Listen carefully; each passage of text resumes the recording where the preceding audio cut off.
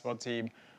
What did you see from him in practice that thinks that he could take that next level where he's already had some success, but this is his year to really break through? Yeah, I think for Cam Cherry, he's a guy that very attention to detail. When his receiver coach was coaching him up, he was listening to him. He's asking his coach different questions. Very long, I think, moved really well. When he's going up against DBs, he was able to hot point the football. He was able to break away with some big yardage plays as well. Just really good catch rate. He's just a guy, I think, that's just waiting for that moment to explode. He's already had a pretty good years, as you mentioned, Craig, but just a guy that's very astute and sound on the football field. Yeah, and then his teammate, DJ Toot, you actually made a YouTube short on him, highlighting him. What did you see with his, I guess, ability out there and how he fits in the secondary for Peach County? So he's an underrated guy, right? When you think of Peach County, and I didn't mention him because he's starting to get a lot of buzz, but initially he was very underrated. That's Bryson Hughley, a very long, athletic safety at 6'3".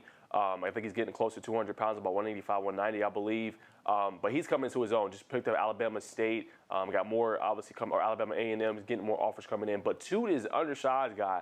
But when you're going up against guys like a Cam Cherry, who we just mentioned, obviously Craig, Peach County has a lot of guys at about 6'2", 6'3", and above, and Toot is only maybe 5'7", 5'6", maybe 5'8", and he's going toe-to-toe, with them and staying in phase with them the entire time. And the way he comes downhill in that box and he hits two one-on-one with bigger guys, that also obviously catches your attention. So Toot's just a guy that's underrated. A lot of people don't know about him, but very big heart, Craig, and he really wears it on his sleeve. And that's not to say he's emotional, but he's out there playing bigger than what he really is. And I love the way just towards the end of practice, he's teaching these young guys, Craig, what to do. Hey, no, you need to do this instead. You need to move your feet this way.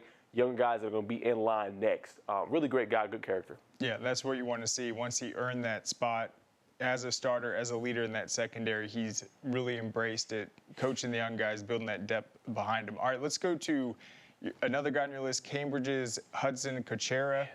I think this entire Cambridge team was pretty underrated last year until they obviously made noise late in the season. But what do you like about his ability at the receiver position and maybe some of the different things he can bring to an offense under Coach Jones that can really utilize him in a lot of different ways? Let's just leave this graphic up. Craig, you've been watching this kid for a while. The kid looks huge. Looks more physical. You can see from the lower body. He's built. I'm going to have a post later today where I'm going to expose just a little bit of the different things that he's going to start doing in this, obviously, Coach Tyler Jones offense. I don't want to reveal it just yet. But I liked his ability just to be able to play the slot, play the X, play the Y. And then his ability he was running some guys over in practice. And I think this is a guy that's always been special. And his versatility, which I'll talk about obviously in my post on X in a little bit, is what's going to make that Cambridge team special. I think he's playing at a different level. Just picked up Brown, has Georgia State, Wofford. Hudson is a guy that coaches need to go see. I know they got Craig. We'll talk about him obviously later. Hudson is a dude too. Yeah, and his build, you showed the photo. He almost looks like more of a running back now. He's so shifty and quick in the slot and doing all those things, but he has that physicality now where he'll be able to break some tackles and really be a problem. He's a guy you really have to account for. Yep. He understands the offense, and then he obviously plays well with Craig Dandridge, the other receiver. It's going to be a very dangerous duo this season. All right, let's go to Stockbridge, defensive back and athlete, Zaire Patrick. He's a pretty big name right now, but what gives you confidence that Stockbridge, after maybe having a tough season after they made the finals the year before, he'll be able to get them back deep into the playoffs? Yeah, this is a team, I think Stockbridge is going to be right back there. You look at Zaire Patrick, he's a DB. He had this one catch that, I had put out. He just absolutely skies over the defender, catches it just like this, and obviously goes over the top. So I think his athletic ability, already have some really good playmakers. Zion Robinson made on threes, 2028 watch list. They're going to have Kieran Ellis. But he's a guy, too, you think about that can rotate in and play different positions, but really just technically sound as a DB to be so young. And a guy I think has a really bright future. And remember, last year Stockbridge was 9-1, so they had their wins vacated. Obviously for recruiting violation. But a team with Coach Bama, obviously DB Coach DJ, they got a lot of really good coaches over there. And a team with Zaire, a team with Javon Medlock, they're going to be a team to watch, and I think they're going to be in that conversation, correct, when we talk about state championship contenders. For sure, and you mentioned the ball skills. That will definitely be something to watch this year if he's able to get those game-changing turnovers. All right, let's go to another defensive back from Brookwood, Chris Brunson. We'll get to see him week 1 in the Corky Kell Classic. Obviously, be going up against some big receivers all year. Where does he fit into this secondary? Yeah, I mean, that secondary is going to be obviously special. Shout out to him, obviously getting an offer from Miami. I mean, this is a guy that, he had some decent offers, Craig, but it's starting to kind of blow up. Him and Julian Elzy are two guys that are blowing up in that secondary for what they're able to do. But Brunson he's athletic, he's physical, great ball skills, good footwork. Just how he moves really captures your eye, and I think he can be super special for them. And that's probably one of the better secondaries in the state. Yeah, I mean, I'm really excited for Brookwood this season. I think they have a great chance to make some noise. All right, South Gwinnett, defensive back Sam Dolly, you went to their practice. Yes. Lots of great talent on that team, but what made him stand out? Yes, I mean, Sam is just a guy that, he catches your eye instantly, a yes sir, no sir kind of a guy. Same thing you see with Toot, just not the biggest guy, but very physical for his size. Same thing, stays in phase, teaches the other guys. I mean, him and Evan McDowell on the outside, I mean, good luck. I mean, I've seen a couple plays, Craig. He's coming up. So big tight ends they got over there at South Gwinnett. I mean, this guy's coming up and trying to knock their head off. So when you have that at the cornerback spot, that sets the tone for your physicality. They already have some really good linebackers in Cedric Patterson, obviously Micah Mitchell, who plays a little outside linebacker edge. But you got that at the cornerback position, you feel pretty good for whoever's going out on the other side from you, with Sam, obviously, Dolly being there, man. He is a dude. More colleges need to start going out to see him.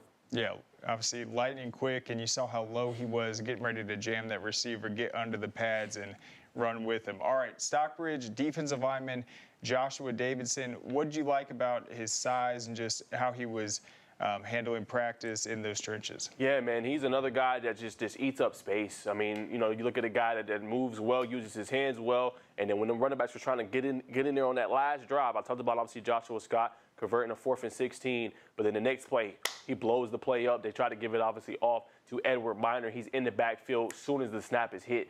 So, I mean, you look at a guy that can really eat up space, get in the backfield. Not only can he stop the run, he can also create interior pressure. A guy that's looking to just, try to get that opportunity. Really underrated, but really popped when I went to practice.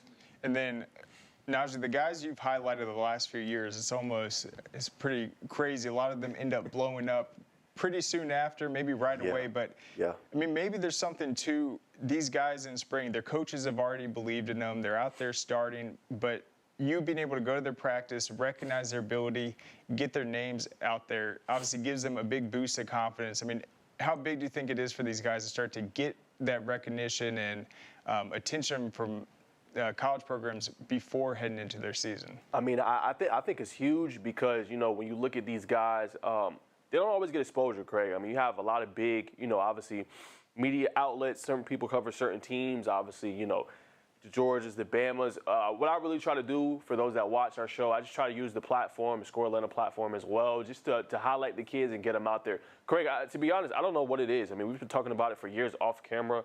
For some reason, whenever I just put a kid out for, they're like, hey, Naj, I got this offer came in, after you put me out, or, this coach started hitting me up. So I don't know what it is, Craig. I don't have a big platform. I only have about 5,000. That's not big compared to what other people have, 70, 100, 200K. But I just try to use that to at least get eyes on them. Like that's my whole goal. It's not about me, but it's about these kids, man, and trying to help them get to the next level. Whether that is Power 4, Group of 5, D1, D2, D3, NAIA, at the end of the day, man, I'm just trying to help the kids because that's what matters, man. You being able to accomplish your goals and your dreams. So I tell anybody, like, you can retweet me or you can @ me on any of the social medias. If I see it, I'm going to try to get out there. I have so many coaches hit me up that want me to come today, obviously programs and schools. And I just try to use those observations to help them because I have college coaches in my DMs all the time. Hey, Naj, what you think of this? Or, what's your thoughts on this kid? So, I try to just use my platform for better and good. And then, obviously, the Corky Kell Classics, week 1, that's where we get to see all these games. A lot of people are blown away with just how solid the teams look week 1. What do you see just in spring practice so far? I mean, these teams not just going through the motions, but really getting ready for the year. Yeah, I think that's a